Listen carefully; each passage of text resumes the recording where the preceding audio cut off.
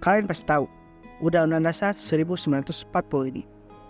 Undang-Undang Dasar 1945 merupakan sumber hukum tertinggi di Indonesia dan menjadi dasar negara Indonesia. Nilai-nilai kebangsaan yang bersumber dari UUD 1945 memiliki peran penting dalam memantapkan identitas nasional, mencegah penyebaran radikalisme dan intoleransi. Nah, kalian tahu nggak sih implementasi dari nilai-nilai kebangsaan yang bersumber dari Undang-Undang Dasar 1945? Nah, sini gue kasih tahu. Tapi sebelum masuk ke pokok pembahasan, kita harus tahu dulu nih, apa hubungannya dengan pendidikan kewarganegaraan. Pendidikan kewarganegaraan memiliki peran utama dalam implementasi nilai-nilai kebangsaan. Melalui pendidikan ini, nilai-nilai kebangsaan dapat dikenalkan, dipahami, dan diimplementasikan oleh generasi muda.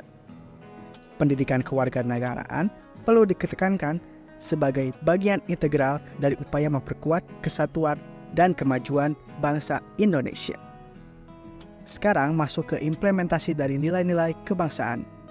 Ada berbagai implementasi dari nilai-nilai kebangsaan yang bersumber dari Undang-Undang Dasar 1945 di sekitar kita. Yang pertama, ada penegakan hukum. Dalam penegakan hukum, berdasarkan prinsip-prinsip Undang-Undang Dasar 1945, terdapat beberapa poin utama yang menjadi landasan penyelenggaraan hukum. Pertama, Indonesia sebagai negara hukum.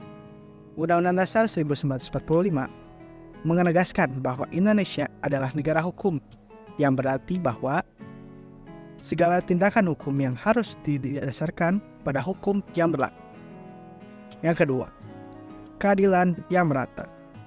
Prinsip dari keadilan yang merata bagi seluruh warga Indonesia dan penyelenggara hukum. Yang ketiga, kedaulatan rakyat. Kedaulatan rakyat merupakan prinsip dari kekuasaan tertinggi ada di tangan rakyat berdasarkan Undang-Undang Dasar 1945. Yang keempat, perlindungan hukum.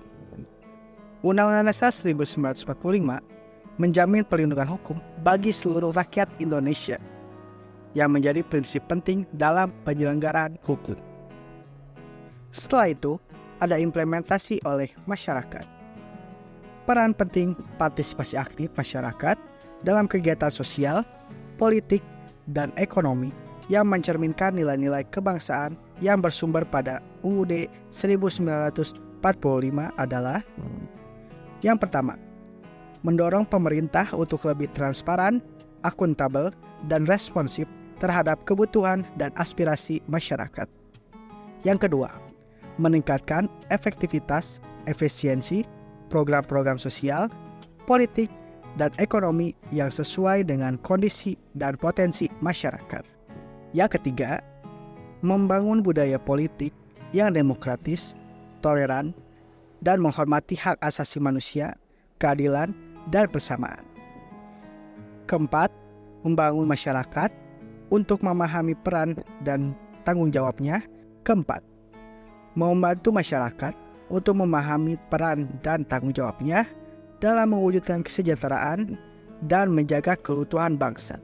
Kelima, meningkatkan kualitas sumber daya manusia dan kapasitas masyarakat dalam menghadapi tantangan dan peluang pembangunan. Selain itu, ada implementasi menggunakan media massa. Di zaman sekarang yang serba canggih, media massa merupakan media penting untuk mendapatkan berita dan informasi. Maka, implementasi nilai-nilai kebangsaan harus ditekankan pada media massa.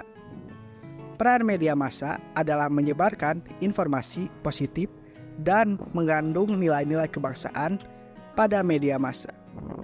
Media massa memiliki peran yang sangat penting dan strategis dalam membentuk karakter, mental, dan sikap masyarakat sebagai warga negara yang cinta tanah air, berjiwa Pancasila, dan berakhlak mulia.